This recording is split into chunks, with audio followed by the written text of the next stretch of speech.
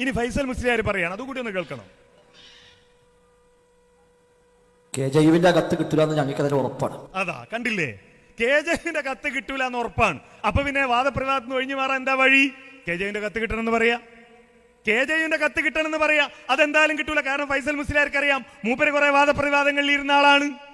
മുജാഹിദികളുടെ ഭാഗത്ത് നിന്നപ്പോ വാദപ്രതിവാദങ്ങളിൽ ഇരുന്ന ആളാണ്. അദ്ദേഹത്തിനറിയാം അങ്ങനെ കത്ത് കൊടുക്കുന്ന ഒരു രീതി KJUവിനില്ല. അപ്പൊ പിന്നെ വാദപ്രതിവാദം നടക്കാതിരിക്കാനുള്ള വഴി എന്താ? KJUവിന്റെ കത്ത് വേണമെന്ന് പറയാ. മുസ്ലിയാർ എന്നത് അംഗീകരിക്കാൻ അത് ഏതെങ്കിലും നിലക്ക് വാങ്ങണം എന്ന തീരുമാനത്തിൽ തന്നെ നമ്മളുള്ളത്. കിട്ടൂല എന്ന് ഉറപ്പുള്ള കാര്യം എങ്ങനെ ഏതെങ്കിലും നിലക്ക് വാങ്ങല്? അത് വാങ്ങാനുള്ള വഴി മുസ്ലിയാർ പറയുന്നുണ്ട്. സെക്രട്ടറി മുമ്പിലാണ് മുമ്പത്തുണ്ടാവുന്ന ലെറ്റർപേഡൊക്കെ, ലെറ്റർപേഡും സീലൊക്കെ എല്ലാവരും കൈവശം ഉണ്ടാവും. പല KNMകാരും മാറി മാറി മാറി അദ്ദേഹത്തെ വിളിച്ചിട്ടുണ്ട്. നമുക്ക് എന്താ കത്ത് കൊടുത്തൂടെ? തൽക്കാലം ISMന് കത്ത് മതി നോക്കുന്നത്. നമ്മൾ വിചാരിച്ച ISM ഒരിക്കലും KJUവിന് മേലെ പോകാൻ പറ്റുന്നല്ലോ. ഏറ്റവും ചുരുങ്ങിയ കൊട്ടപ്പുറം വാദപ്രതിവാദത്തിന്റെ ബുക്കൊന്ന് വായിച്ചു നോക്കണം. KJUവിന്റെ മേലെ പോയതുകൊണ്ടല്ല ISM ചർച്ചയ്ക്ക് വിളിക്കുകയും ചർച്ചയിൽ ISM കത്ത് കൊടുക്കുകയും ചെയ്തത്. അന്ന് ISM KJUവിന്റെ മേലെയായിരുന്നോ? KNM കത്ത് കൊടുത്ത എത്ര സംഭവങ്ങൾ, ISM ശാഖകൾ കത്ത് കൊടുത്ത എത്ര സംഭവങ്ങൾ, MSM കത്ത് കൊടുത്ത എത്ര സംഭവം. ഇപ്പൊ തിരുവാലിയിൽ തവസ്സുലുമായി ബന്ധപ്പെട്ട് EK വിഭാഗം സുന്നികളുമായിട്ട് നടത്തിയ വാദപ്രതിവാദം, അതിന്റെ കത്താരാ കൊടുത്തത്? മദീനത്തുൽ ഉലൂമിലെ MSM ആണ് കൊടുത്തത്. ഇവര് പറഞ്ഞോ, EKക്കാര് പറഞ്ഞോ, MSMന്റെ കത്തൊന്നും ഞങ്ങൾക്ക് പറ്റൂല, ഞങ്ങൾക്ക് KJUവിന്റെ കത്ത് വേണമെന്ന് പറഞ്ഞില്ല. കാരണം അവർക്കിത് നടത്തണമെന്നുണ്ട്, ഇവർക്ക് നടത്തണമെന്നില്ല. ഇനി പറയുന്നത് നോക്കൂ. മരത്തിനേക്കാളും വലിയ കൊമ്പുണ്ടെങ്കിൽ അത് വലിയ ഭീഷണിയും മാറും.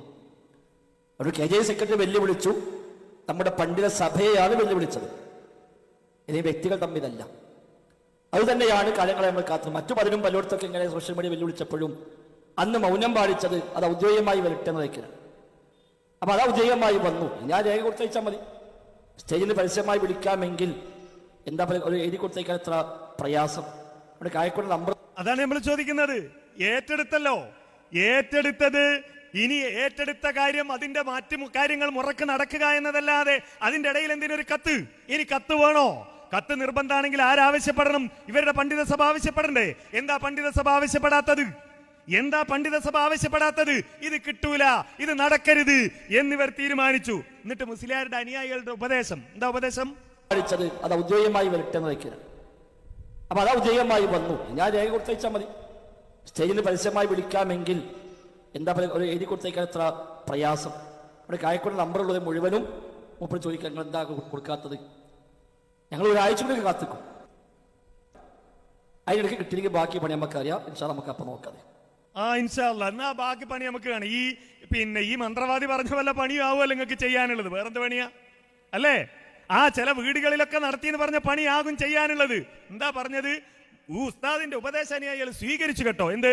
എല്ലാവരും കായക്കൊടിയെ വിളിക്കണം, വിളിച്ചുകൊണ്ടിരിക്കാൻ. അനുയായികൾ അങ്ങനെ വിളിക്കാൻ. ഇവര് രാത്രി ഉറങ്ങാൻ കിടക്ക എങ്ങനെയാണെന്നറിയോ? നാളെ രാവിലെ ഒരു മുജാഹിദ് പ്രവർത്തകനെ എന്ത് ന്യായം പറഞ്ഞിട്ടാ വിളിക്കാന്ന് ചോദിച്ചിട്ടാണ്. വിചാരിച്ച് അതാലോചിച്ചിട്ടാ കിടക്കുക. എന്തിന്? ജിന്നിനോട് സഹായം തേടുന്നത് ശിർക്കല്ല എന്ന് പറയാൻ എന്താ പറയാ? കഴിഞ്ഞ ദിവസം ഒരാൾ വിളിച്ചിട്ട് ചോദ്യം എന്താണെന്നറിയോ? ഞാൻ ഒരു സംശയം ചോദിക്കാനാണ്. എന്താ സംശയം? ഞാനൊരു മരുഭൂമിയിൽ അകപ്പെട്ടു, ആരുമില്ല സഹായത്തിന്, കൂട്ടത്തിൽ ആരുമില്ല, എനിക്ക് വഴി അറിയില്ല. അപ്പൊ നമ്മൾ പറയല്ലോ പടച്ചോനെ രക്ഷിക്കണേ, നമ്മൾ പറയൂ, അവിടെ നിൽക്കും ഇയാൾ ചോദിക്കാൻ. അപ്പോ ഞാന് എന്റെ 1 മീറ്റർ അടുത്തുനിന്ന് ഒരു ശബ്ദം കേട്ടു. നീ ആരാന്ന് ചോദിച്ചു. ഞാൻ ആരാന്ന് പറഞ്ഞു. എന്താ ഇവിടെ എന്ന് ചോദിച്ചു. ഞാൻ കാരണം പറഞ്ഞു. നീ എനിക്ക് വഴി കാണിച്ചു തരണമെന്ന് ഞാൻ പറഞ്ഞാൽ അത് ശിർക്കാവോ എന്നാണ് ചോദ്യം. അപ്പൊ ഞാൻ പറഞ്ഞു, സഹോദര, ഈ ജാതി സങ്കല്പമൊന്നുമല്ല ഇവിടെയുള്ള വിഷയം. ഇവിടെ ചില യാഥാർത്ഥ്യങ്ങളുണ്ട്. ആ യാഥാർത്ഥ്യങ്ങളിൽ ഊന്നി നിന്ന് പഠിക്ക്. നീ ആദ്യം വിഷയം പഠിക്ക്. നീ വിഷയം പഠിച്ചിട്ടില്ല. ഞാൻ വിഷയം പഠിച്ചാണ്. പഠിച്ച ഒരാളും ഇത് ചോദിക്കൂല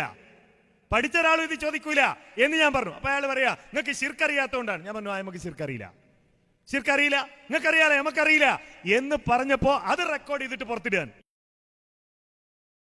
ഇങ്ങനെ റെക്കോർഡ് ചെയ്യാൻ പറഞ്ഞു. അപ്പൊ അയാൾ പറയാ, നിങ്ങൾക്ക് ശിർക്കറിയാത്തോണ്ടാണ്. ഞാൻ പറഞ്ഞു, നമുക്ക് ശിർക്കറിയില്ല, നിങ്ങൾക്കറിയാലോ, നമുക്കറിയില്ല എന്ന് പറഞ്ഞപ്പോ അത് റെക്കോർഡ് ചെയ്തിട്ട് പുറത്തിടാൻ, ഇങ്ങനെ റെക്കോർഡ് ചെയ്യാൻ വേണ്ടി നിരന്തരമായി വിളിച്ചുകൊണ്ടിരിക്കുക. ഉസ്താദിന്റെ ഉപദേശം സ്വീകരിച്ചുകൊണ്ട് ഈ ആളുകൾ. നോക്കൂ നിങ്ങൾ, എന്തൊക്കെയാ ഇവർ ചോദിക്കുന്നത്, എന്തൊക്കെ ഈ ആളുകളുടെ വിശ്വാസം, എവിടത്തേക്കാണ് ഈ ആളുകൾ പോകുന്നത്? അതുകൊണ്ട് പ്രിയപ്പെട്ടവരെ, നമുക്ക് തൗഹീദ് പറയണം, പറഞ്ഞുകൊണ്ടേയിരിക്കണം.